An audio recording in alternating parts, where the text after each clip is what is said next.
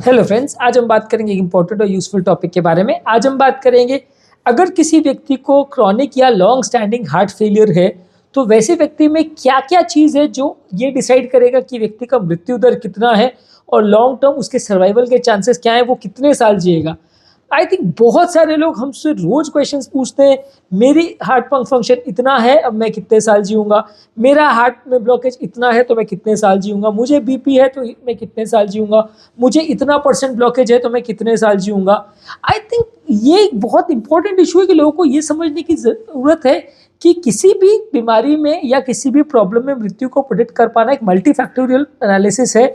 बहुत सारे फैक्टर्स को, बहुत सारे तथ्यों को ध्यान में रखा जाता है, तब आप प्रेडिक्ट कर सकते हैं कि एक पर्टिकुलर व्यक्ति का मृत्यु का कितना चांस है, वो पर्टिकुलर व्यक्ति का को प्रॉब्लम आएगी या नहीं आएगी, ये प्रेडिक्ट कर पाना में बहुत सारी चीज़ों को ध्यान रखने का ज़रूरत है।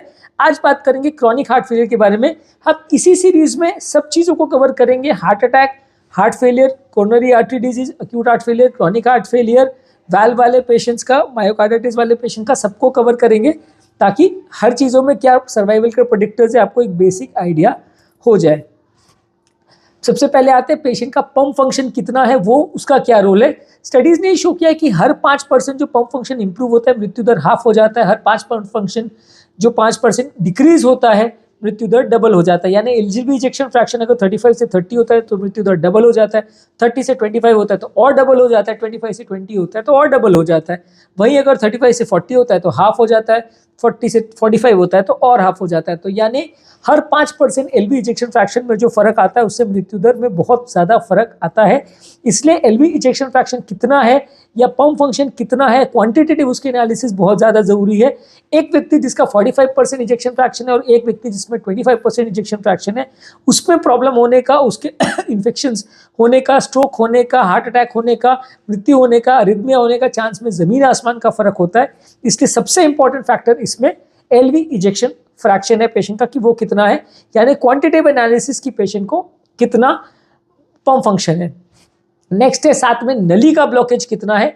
अगर मान लीजिए किसी को क्रॉनिक हार्ट फेलियर है, उसको तीनों तीन नली का ब्लॉकेज है और वो ब्लॉकेज का ट्रीटमेंट संभव नहीं है तो वैसे पेशेंट का मृत्यु दर कई गुना बढ़ जाएगा। अगर किसी को मल्टीपल ब्लॉकेजेस हैं, एक दो ब्लॉकेजेस है, उनका एंजियोप्लास्टी हो गया तो मृत्यु दर काफ़ी कम हो जाएगा। यानी वो दोबारा अटैक आने की वजह से या दोबारा इस्कीमिया की वजह से कंडीशन बिगड़ने का चांस कंपैरेटिवली कम हो जाएगा। वहीं अगर पेशेंट को मल्टीपल ब्लॉकेजेस है, वो ट्रीट नहीं हो पा रहे तो मृत्यु दर कई गुना ज़्यादा होगा। यानी कि कितने ब्लॉकेजेस हैं और वो ब्लॉकेजेस का ट्रीटमेंट हुआ कि नहीं हुआ, तो कितने का हुआ। कई बार क्या होता है कि पेशेंट को 3-4 ब्लॉकेजेस होते हैं, एंजियोप्लास्टी एक का हो जाता है, बाकी 3-4 को छोड़ देते हैं। कुछ सालों के बाद या कुछ महीनों के बाद पेशेंट दूसरी नली का हार्ट अटैक लेके आ जाता है और कंडीशन सडनली बिगड़ जाती है। तो उसमें ब्लॉकेजेस में कितने ब्लॉकेजेस का ट्रीटमेंट हुआ, कितने बच गए और उन ब्लॉकेजेस के आगे क्या हुआ, उस पर बहुत सारी चीज़ें डिपेंड करती है। यानी कि पेशेंट का ब्लॉकेजेस और ब्लॉकेजेस के परसेंटेज और ब्लॉकेजेस का ट्रीटमेंट, ये एक इंपॉर्टेंट डिसाइडिंग फैक्टर है कि उसका लॉन्ग टर्म मृत्यु दर कितना ज़्यादा या कितना कम होगा। जितने ज़्यादा ब्लॉकेजेस है उतना ज़्यादा मृत्यु दर होगा, जितने कम ब्लॉकेजेस है उतना कम होगा, जितने अनट्रीटेड ब्लॉकेजेस है उतना मृत्यु दर ज़्यादा होगा, जितने ट्रीटेड ब्लॉकेजेस है उतना कम होगा। फिर एक और चीज़ ये है कि कितने अच्छे से प्रोसीजर हुआ। अब कई बार क्या होता है, एंजियोप्लास्टी हो गई लेकिन सक्सेस नहीं हुआ, क्लॉट हो गया, स्टेंट में रीब्लॉकेज हो गया, प्रॉब्लम आ गई, बाईपास हुआ, बाईपास फेल हो गया। तो वो सब चीज़ें भी डिपेंड करती कि जो प्रोसीजर हुआ उसमें सक्सेस रेशियो कितना था, वो डिसाइड करेगा कि पेशेंट का मृत्यु दर कितना है। नेक्स्ट इंपॉर्टेंट फैक्टर है एज पेशेंट का।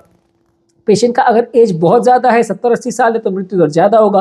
पेशेंट का एज बहुत यंग है, यानी 2-4 साल का बच्चा है, तो मृत्यु दर उससे कम का बच्चा है तो मृत्यु दर ज़्यादा होगा। मिडिल एज है, यानी 30-40 साल का यंग आदमी है जिसमें और कोई रिस्क फैक्टर्स नहीं है, तो मृत्यु दर कंपेरेटिवली कम होगा। तो जितना एज ग्रुप है पेशेंट का, वो भी एक इंपॉर्टेंट रिस्क फैक्टर है डिसाइड करने के लिए कि मृत्यु दर कितना है। नेक्स्ट है डायबिटीज़। डायबिटीज एक इंपॉर्टेंट रिस्क फैक्टर है। अगर किसी व्यक्ति को डायबिटीज है तो कंपेरेटिवली उसका मृत्यु दर ज़्यादा होगा, उसको बार बार ब्लॉकेजेस आएंगे, बार बार हार्ट फेलियर होगा, हार्ट के साथ किडनी फेलियर होगा, वो सब चीज़ें उसकी मृत्यु दर को बढ़ाएंगे। तो डायबिटीज़ होना और खासकर अनकंट्रोल्ड या पुअरली कंट्रोल्ड डायबिटीज़ होना पेशेंट की मृत्यु दर को काफ़ी बढ़ाएगा। ऐसे ही ब्लड प्रेशर का भी है। अगर पेशेंट को ब्लड प्रेशर है और ब्लड प्रेशर प्रॉपरली कंट्रोल नहीं चल रहा है, 120-130 के बदले 180-190 चल रहा है, तो पेशेंट को हार्ट फेलियर होने का चांस काफ़ी ज़्यादा होगा, लकवा होने का चांस, हार्ट अटैक होने का चांस, किडनी फेलियर होने का चांस, सारे प्रॉब्लम्स होने का चांस बढ़ जाएगा। तो ब्लड प्रेशर कितना है और वो कितनी अच्छी तरह से कंट्रोल्ड है, ये भी डिसाइड करेगा कि पेशेंट का मृत्यु दर कितना होगा। नेक्स्ट है पेशेंट मेडिसिन भी ले रहा है कि नहीं। कई बार क्या होता है कि मेडिसिन कुछ दिन पेशेंट लेता है, उसके बाद बंद कर देता है, ना वो कोलेस्ट्रॉल की दवा लेता है, ना वो शुगर की दवा लेता है, ना वो हार्ट की दवा लेता है, ना वो ब्लड प्रेशर की दवा लेता है। तो ऑब्वियसली अगर एक पेशेंट कंटिन्यूसली मेडिसिन ले रहा है तो उसका मृत्यु दर कंपेरेटिवली कम रहेगा। अगर एक पेशेंट मेडिसिन में लापरवाही करता है, परहेज में लापरवाही करता है, डॉक्टर के पास नहीं जाता है, तो मृत्यु दर ज़्यादा रहेगा। कितना अग्रेसिवली मेडिसिन होता है उस पर भी फर्क पड़ता है। मान लीजिए अगर कोई पेशेंट ऐसे डॉक्टर के पास है जो हार्ट फेलियर की ट्रीटमेंट अग्रेसिवली कर रहा है, तो पेशेंट का मृत्यु दर कम हो जाएगा। अगर कोई पेशेंट ऐसा है जो हार्ट फेलियर का ट्रीटमेंट डॉक्टर कर ही नहीं रहा है, खाली उसको खून पतला करने की दवा दे दी, कोलेस्ट्रॉल का दवा दिया, पंप सुधारने की दवाई नहीं दी, तो वैसे पेशेंट में मृत्यु दर ज़्यादा होगा। तो ये कौन से डॉक्टर के पास पेशेंट है और डॉक्टर कितना अग्रेसिवली ट्रीट कर रहा है, कितना अग्रेसिवली पेशेंट डॉक्टर के पास आ रहा है, वो भी डिसाइड करेगा कि मृत्यु दर कैसा होगा। कई बार क्या होता है कि पेशेंट लॉस टू फॉलोअप हो जाता है, यानी कि एक बार डॉक्टर के पास आता है, उसके बाद 2-4 साल तक दिखाई नहीं देता, फिर फाइनली जब वो पेशेंट डॉक्टर के पास आता है तब उसकी हालत बहुत बिगड़ चुकी होती है। तो अगर वो फॉलोअप में भी आ रहा है कि नहीं, वो भी एक इंपॉर्टेंट रिस्क फैक्टर है जो प्रेडिक्ट कर सकता है कि पेशेंट का मृत्यु दर कितना होगा। इसके अलावा डाइट का बहुत इंपॉर्टेंट रोल है। अगर कोई पेशेंट डाइटरी रेस्ट्रिक्शंस को प्रॉपर्ली फॉलो कर रहा है तो मृत्यु दर कंपेरेटिवली कम होगा, ब्लॉकेजेस होने का चांस कम होगा। वहीं अगर वो दिन भर मीठा मीठा खाता है, दिन भर तेल वाली चीज़ें खाता है, कोई चीज़ों का ध्यान नहीं रखता, कोई परहेज नहीं करता, तो मृत्यु दर बढ़ जाएगा। काफ़ी स्टडीज़ ने शो किया कि जो लोग डाइटरी रेस्ट्रिक्शन फॉलो करते हैं उनका मृत्यु दर कंपेरेटिवली काफ़ी कम होता है, जो नहीं करते हैं मृत्यु दर बहुत ज़्यादा होता है। तो ये भी एक इंपॉर्टेंट रिस्क फैक्टर है जो प्रेडिक्ट करेगा कि कितना मृत्यु दर हो सकता है। नेक्स्ट है पेशेंट एक्सरसाइज कितनी करता है। जो लोग रेगुलर बेसिस पे एक्सरसाइज करते हैं, सुबह शाम वॉक करने को जाते हैं, वजन प्रॉपर्ली कंट्रोल करते हैं, रेगुलर अपने हेल्थ का ध्यान रखते हैं, ओबेसिटी रिलेटेड प्रॉब्लम्स होने नहीं देते हैं, तो ये सारे पेशेंट्स को भी कंपेरेटिवली प्रॉब्लम कम होगी। और एक व्यक्ति है जो बिल्कुल ही शिथिल है, बिल्कुल ही घर पे पड़ा है, सीडेंटरी लाइफस्टाइल है, कोई काम नहीं करता है, घर पे बैठा है, वो भी डिसाइड करेगा कि उसका मृत्यु दर कंपेरेटिवली ज़्यादा होगा। नेक्स्ट है कोमॉर्बिड कंडीशंस। मान लीजिए पेशेंट को साथ में अगर लकवा हो गया तो लकवे की वजह से वो उसकी कंडीशन इतनी बिगड़ जाएगी कि उसकी डेथ हो जाएगी, क्योंकि पेशेंट पैरालिसिस की वजह से बेड पे है। तो वैसा पेशेंट अगर हार्ट फेलियर के बाद पैरालिसिस हो गया तो मृत्यु दर कई गुना बढ़ जाएगा। पेशेंट को कोई इन्फेक्शन वगैरह है या कोई ऐसा प्रॉब्लम है जो ट्रीटमेंट करना मुश्किल है, निमोनिया वगैरह हो जाता है, लंग्स खराब है, तो या एस्थमा वगैरह का प्रॉब्लम है जिसमें बार बार पेशेंट को इन्फेक्शन हो रहे हैं, तो ये भी डिसाइड करता है कि पेशेंट का मृत्यु दर कितना होगा। सिर्फ आइसोलेटेड पंप फंक्शन के बेसिस पे आप प्रेडिक्ट नहीं कर सकते कि कौन पेशेंट कितने साल जिएगा या उसकी मृत्यु कितने साल होगी, वो लाइफ लॉन्ग जी पाएगा या नहीं जी पाएगा। नेक्स्ट इंपॉर्टेंट रोल है व्यसन का। कई पेशेंट व्यसन पर भी ध्यान नहीं देते, सुबह शाम शराब पियेंगे, सिगरेट पियेंगे, ध्यान नहीं देंगे, डॉक्टर्स के इंस्ट्रक्शंस को फॉलो नहीं करेंगे। व्यसन भी कितना ज़्यादा कर रहे हैं, कोई अगर महीने में एक बार करता है तो रिस्क कम रहेगा, कोई आदमी महीने में रोज करता है, रोज ड्रिंक करता है, रोज स्मोक करता है, बार बार स्मोक करता है, बहुत ज़्यादा स्मोक करता है, तो रिस्क ज़्यादा होगा। तो अंत में मैं ये कहना चाहूँगा कि किसी भी व्यक्ति का सर्वाइवल का जो चांसेस है वो एक चीज़ पे डिपेंड नहीं करता। सिर्फ ऐसा नहीं होता कि आपने पेशेंट का उम्र बता दिया, एलवी इजेक्शन फ्रैक्शन बता दिया और बोलोगे कि साहब कितने साल पेशेंट जिएगा, तो उसके बेसिस पे आप प्रेडिक्ट नहीं कर सकते। रिदम रिलेटेड डिसऑर्डर्स अगर पेशेंट को है, अरिथमिया है, एक्टोपिक्स है, तो वैसे पेशेंट में मृत्यु दर बहुत ज़्यादा है। वैसे पेशेंट में अगर आपने कार्डियक डिवाइसेस लगा दिया, AICD डिवाइस या CRT डिवाइस लगाते तो मृत्यु दर बहुत कम हो जाएगा, मृत्यु दर में कम से कम 10-20% का फर्क पड़ जाएगा। तो बहुत सारी चीज़ें हैं जो डिसाइड करेंगी कि over a period of time कोई व्यक्ति कितने साल जिएगा। 10 और 15% और 25% पंप फंक्शन के साथ भी लोग 20-20, 25-25 साल निकाल देते हैं और 45-50% वाले पेशेंट भी 2 महीने के अंदर भी मर सकते हैं। तो आदमी बाकी प्रॉब्लम्स कितनी है, कितने ब्लॉकेजेस है, कितना ट्रीटमेंट कर रहा है, कितना अग्रेसिवली फॉलो कर रहा है, दवाइयाँ ध्यान से ले रहा है कि नहीं, डॉक्टर को बता रहा है कि नहीं, दवाइयाँ कितनी अग्रेसिवली उसको मिल रही है, दवाइयाँ करेक्ट कॉम्बिनेशन में मिल रही है कि नहीं, दवाओं के साइड इफेक्ट्स तो नहीं हो रहे हैं। बहुत सारी चीज़ें ये डिसाइड करेंगी कि पेशेंट का सर्वाइवल चांस कितना है। और लास्ट में जो सिंगल मोस्ट इंपॉर्टेंट फैक्टर मुझे लगता है वो है पेशेंट का बेसलाइन ब्लड प्रेशर।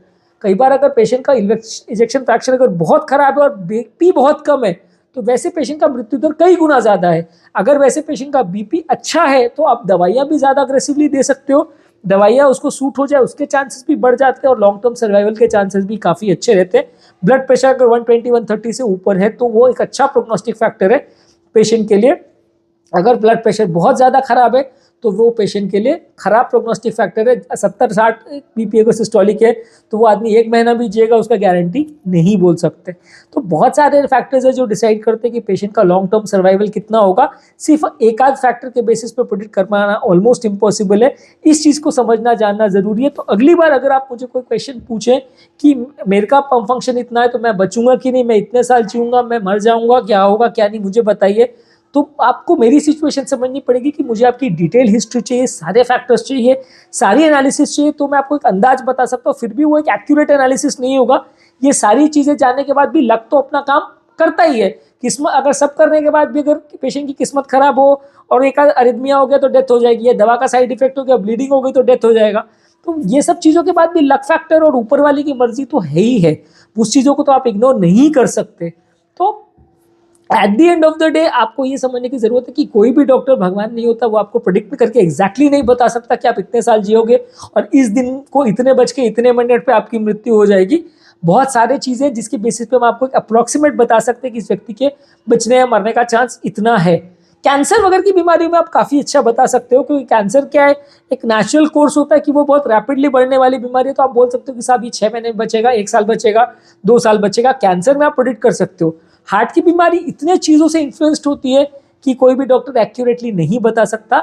हम आपको सिर्फ एक बेसिक असेसमेंट दे सकते हैं और फिर आगे तो ऊपर वाले की मर्जी चलती है कि कोई आदमी की किस्मत पर अगर बचना लिखा है, जाको राके साइयाँ मार सके ना कोई वाला हिसाब है कि अगर ऊपर वाले ने चाहा तो कितना भी खराब पंप फंक्शन हो, आप दवा बिल्कुल भी बंद कर दे, कोई भी ध्यान नहीं रखे, फिर भी बच जाएंगे।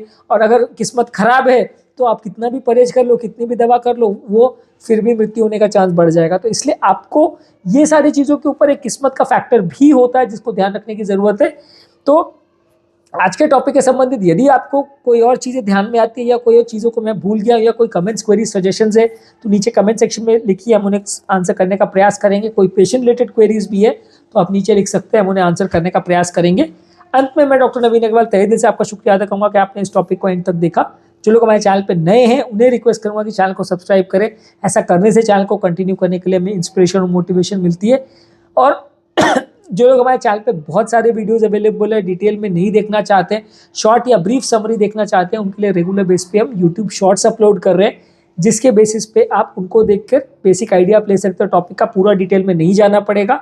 और उनको ढूंढने में अगर आपको प्रॉब्लम हो रही है तो हमारे चैनल में बहुत सारे प्लेलिस्ट बने हैं, BP, sugar, cholesterol, heart attack, heart failure के प्लेलिस्ट है।